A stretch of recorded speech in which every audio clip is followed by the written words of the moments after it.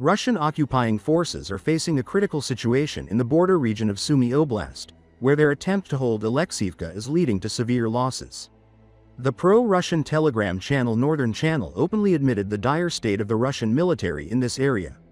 According to the channel, the situation in Oleksiivka has become extremely difficult for Russian troops. The deployment of reinforcements has only resulted in higher casualties not only due to the Ukrainian Defense Forces actions but also from frequent friendly fire incidents. You can show as many videos of repelled assaults as you want, but the Ukrainian Armed Forces are genuinely pressing us.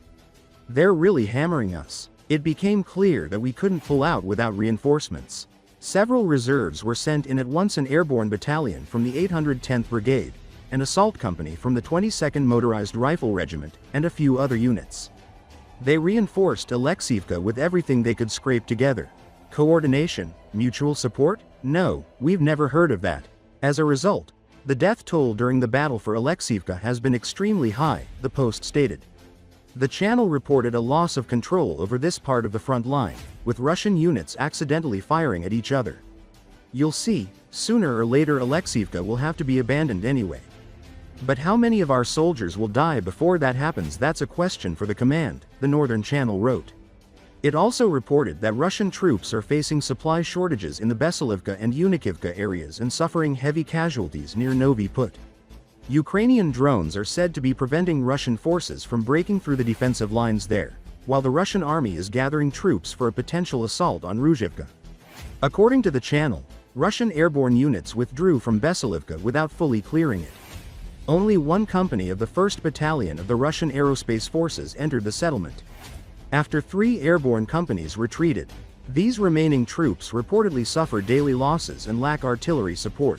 Russian forces cannot advance into Battalion because Ukrainian troops control nearby forest belts and effectively use drones to monitor and strike.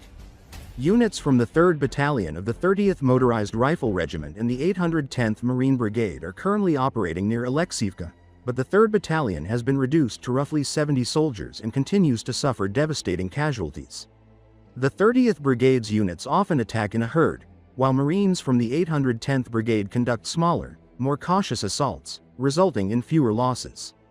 Earlier, Ukrainian forces launched counterattacks in the areas where Russian troops had managed to break through during the summer.